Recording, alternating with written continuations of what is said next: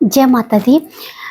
जल जो होता है अपने आप में बहुत ही ऊर्जावान होता है, बहुत ही शक्तिमान होता है, क्योंकि जल की एक अपनी याददाश्त होती है।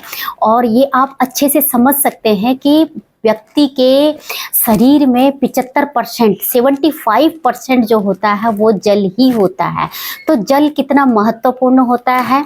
और जब भी आपने देखा होगा कि किसी के ऊपर कोई नेगेटिव एनर्जी हो गई है तो वहाँ पर भी जो है वो जल का इस्तेमाल किया जाता है। या कोई बेहोश हो गया अचानक से और उसके ऊपर अगर जल के 2-4 छींटे डाल दें तो वो उसको बिल्कुल होश आ जाता है। या कुछ भी किसी को जैसे गले में कुछ भी चीज़ें हो गई है तो सबसे पहले जल ही दिया जाता है।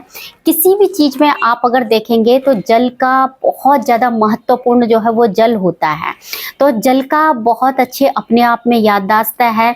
और इंसान के शरीर में जो 75% जो जल है, हम अगर किसी चीज़ को छूते भी हैं तो वो हमारा जो जल ही है जो उस याददाश्त को बढ़ाता है और हमें पता लग जाता है कि हाँ ये वो चीज़ है। क्योंकि जो जल हमारे शरीर में है वही जल हमारी एक याददाश्त बनाती है।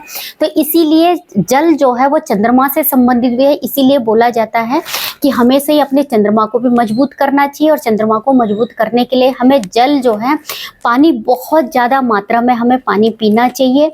इससे हमारी जो होता है चंद्रमा भी मजबूत होता है। और हमारे शरीर में जो है किसी भी तरह की कोई जो कमी रहती है वो जल से जो है वो पूर्ण हो जाती है। जल का प्रयोग हम हर जगह कर देते हैं।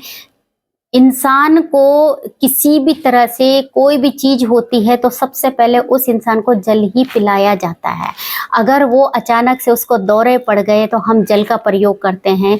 या उसको कुछ नेगेटिव चीजें उसके ऊपर हो गई है, कोई उनको लगता है कि कोई हवा का असर हो गया तो हम सबसे पहले उसके ऊपर जल ही डालते हैं।